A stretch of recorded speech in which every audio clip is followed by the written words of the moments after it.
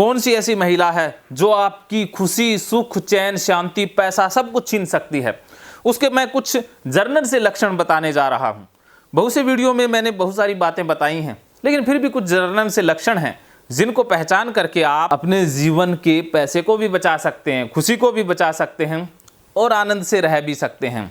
तो आज हम बात करेंगे क्लस्टर बी की। क्लस्टर बी में 4 प्रकार की पर्सनैलिटीज आती हैं। उसमें है एंटी सोशल पर्सनैलिटी डिसऑर्डर, जो खास करके पुरुषों का रोग है। उसके बाद बॉर्डरलाइन पर्सनैलिटी डिसऑर्डर 80% महिलाएं, हिस्टोनिक पर्सनैलिटी डिसऑर्डर महिलाएं इसकी शिकार ज़्यादा होती है, और नार्सिसिस्ट पर्सनैलिटी डिसऑर्डर ये 50-50 है।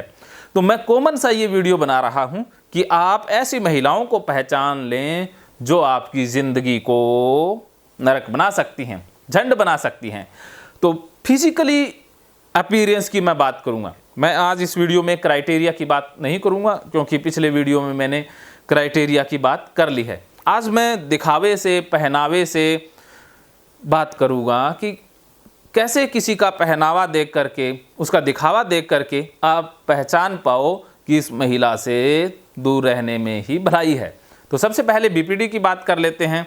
जिसके हाथ पर कट निशान दिखें, कट जैसे कि चाकू से या ब्लेड से कट के निशान दिखें, तो वो महिला बॉर्डरलाइन पर्सनैलिटी डिसऑर्डर से ग्रसित महिला है।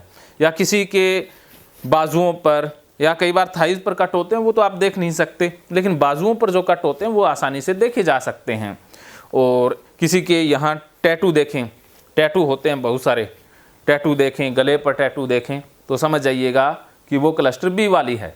इसके अलावा अगर कोई महिला ऐसे कपड़े पहनती है जो पहनने लायक नहीं है, सिर्फ वो शरीर दिखाने के लिए, जैसे आधे आधे निकर में ही घूमते रहना, और जो यहाँ पर कोई शर्ट पहना तो उसमें से छाती बाहर बार बार दिखाते रहना, और कोई उसके पास अन्य कोई सामान है तो उसको दिखाते रहना, तो समझ जाइएगा कि वो महिला हिस्टोनिक पर्सनैलिटी डिसऑर्डर वाली है, क्योंकि वो शरीर का प्रयोग करती है, सेंटर ऑफ अट्रैक्शन बनना चाहती है, शरीर को दिखा करके आपका ध्यान आकर्षित करना चाहती हैं।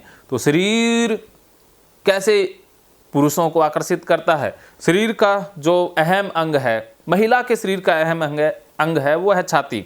तो उसका ही प्रयोग हिस्टोनिक डिसऑर्डर से ग्रसित महिलाएं ज़्यादा करती हैं। वो बार बार आपको छाती दिखाएंगी, उसमें वो आपका अटेंशन सीख करना चाहती है, आपको बांधना चाहती है, आपको वहीं बांध कर वहीं फंसा कर रखेंगी और फिर आपका इस्तेमाल भी करेंगी।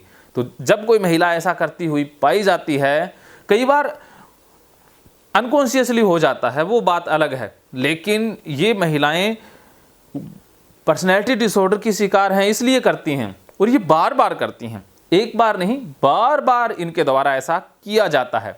और पेट भी दिखाना, कपड़े इतने छोटे पहनना, कम पहनना, जिससे कि शरीर दिखे और उनको अटेंशन मिले, तो आप समझ जाइएगा कि यहाँ से भाग लिया जाए। लेकिन होता उल्टा है कि जब भी आप ऐसी महिला देखते हैं तो उसकी तरफ खिंच जाते हैं, क्योंकि पुरुष तो भाई प्रेमी हैं, वो तो सुंदरता का पुजारी है, ऋषि मनीषी, इंद्र देवता, या बाकी नहीं रोक पाए तो सामान्य मनुष्य कैसे रोके। लेकिन मैं मनोवैज्ञानिक राजेंद्र जोधपुरिया आपको फंसने से पहले ही आगाह कर रहा हूँ, क्योंकि आप फंस गए तो फिर आपका पैसा भी जाएगा, सब कुछ चला जाएगा। और ज़्यादातर पुरुषों की जो टेंशन का, चिंता का मुख्य कारण है वो है यही महिलाएं, कि उनके महिलाओं के साथ संबंध खराब हैं। 90% पुरुष इसी कारण से दुखी हैं कि उनके संबंध महिलाओं से ठीक नहीं है। उनके जीवन में जो महिलाएं हैं उनके बारे में उनको समझ नहीं है, उनको पर्सनैलिटी डिसऑर्डर की समझ नहीं है। तो आप अगर सुखी रहना चाहते हैं, आनंदित रहना चाहते हैं, तो भाई पारखी तो बनना होगा। पर्सनैलिटी डिसऑर्डर के बारे में तो जानकारी आपके पास होनी ही चाहिए। तो ये बात मैंने बताई कि जब भी कोई महिला अंग का ज़्यादा से ज़्यादा प्रदर्शन करे, कपड़े इतने बेढंगे छोटे पहने, भाई तन ढकने के लिए नहीं पहनती हैं ये।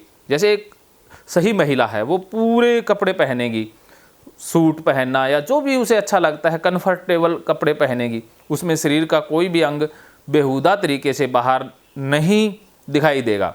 और जो हिस्टोनिक महिलाएं होती हैं उनके कंधे भी यहाँ तक दिखाई देंगे, कुछ ना कुछ तो भाई सारा आधा शरीर तो दिखाई देंगी। जितना दिखाया जा सकता है उतना शरीर आपको प्रॉपर दिखाया जाएगा ताकि आप अट्रैक्टिव हों। तो ये महिलाएं बहुत खतरनाक है। अगर ये महिलाएं एक बार आपके जीवन में आ जाएं तो भाई आप तो गए काम से। उसके बाद नार्सिसिस्ट महिलाएं होती हैं, उनके कुछ लक्षण ऐसे हैं कि वो अपने आप को ही सब कुछ बताएंगी कि वो सुपीरियर हैं, सबसे सुपीरियर हैं। ऐसे लगेगा कि कॉन्फिडेंस इनमें बहुत ज़्यादा है और ये बातें भी बहुत सुंदर करेंगी। आपको तो ये वैल्यू ही नहीं देंगी, आप पर तो ये टेंशन ही नहीं देंगी, ये खुद में ही खोई रहेंगी। तो खुद में खोई रहेंगी तब आपका ईगो हर्ट होगा और आपको लगेगा भी इसने तो मुझे भाव ही नहीं दिया। तो आप रिवर्स साइकोलॉजी इफेक्ट के कारण इनके पीछे ज़रूर जाएंगे, क्योंकि आपका ईगो तो छोटा हो गया ना इनके सामने। तो छोटा हो गया तो आप अपने ईगो की पूर्ति के लिए फिर इनके साथ जाएंगे, इनसे अपना ईगो बड़ा करना चाहेंगे, इनसे दोस्ती करेंगे, तो फिर भी आप फंस ही जाएंगे। तो मेरा कहने का मतलब है कि इन 3 पर्सनैलिटी डिसऑर्डर से जितना ज़्यादा हो सकता है उतना बचें, दूर रहें। अब अंत में बात कर लेते हैं कि इनसे दूर कैसे रहा जाए, या ये महिलाएं खुद चाहती हैं कि इनका इलाज हो, तो इलाज कैसे हो। पहले इलाज की बात कर लेते हैं। इनका इलाज संभव है, हिप्नोथेरेपी के द्वारा, भगवत गीता थेरेपी के द्वारा, मेडिटेशन के द्वारा इनका इलाज पूरी तरह से संभव है। क्योंकि क्लस्टर बी में इनसाइट पुअर होती है। इनसाइट को स्ट्रोंग करके, आत्म जागरूकता बढ़ा करके, सेल्फ अवेयरनेस बढ़ा करके ही इनका इलाज किया जा सकता है। तो भगवत गीता इसमें अहम रोल अदा करती है। तो ये ठीक हो सकती हैं। अगर आपके जीवन में है ऐसी महिला और आप इनसे दूर रहें तो आप बचे रहेंगे। तो बिहेवियर आपका यही हो कि इनको अवॉइड किया जाए, जितना हो सके उनके साथ घुला मिला ना जाए, और घुला मिला जाए तो पहले ही बहन जी, माँ जी, बेटी कह के संबोधित कर दिया जाए। तो एक बार तो ये गुस्सा होंगी, ये खुद ही फुट लेंगी, फिर ये आपसे खुद ही दूर चली जाएंगी। आपको दूर भगाना नहीं पड़ेगा, ये खुद दूर चली जाएंगी। तो जब भी ये शरीर का कोई प्रदर्शन आपके सामने करें तो उसके ऊपर ध्यान ना दें, अपनी निगाहें इनके अंगों पर ना लेकर के जाएं, बस अपने काम में लगें। लेकिन आंखों से आंखें मिला लें लेकिन इनके अंगों पर ध्यान ना दें, तो आप बच सकते हैं। तो ये टिप्स हैं बचने के, और भी बहुत सारे टिप्स हैं बचने के, वो आप मुझसे पर्सनली बात करके भी जान सकते हो। आज की इस वीडियो में इतना ही।